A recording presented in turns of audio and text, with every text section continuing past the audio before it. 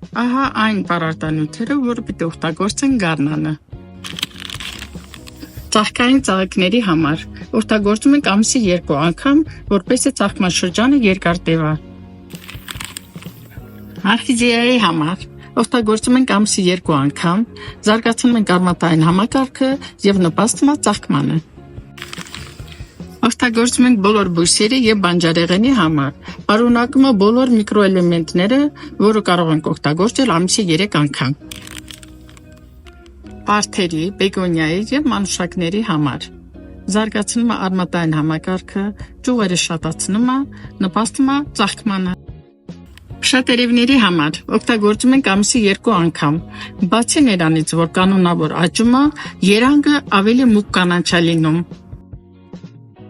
Բերքատու ծառերի և հատապտուղների համար օգտագործում ենք ապրելին, շատացնում է բերքը։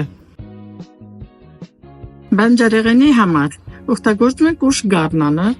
աճը արագացնում է, համը լավացնում է, բերքը շատացնում է։ Սոխոքների աճի համար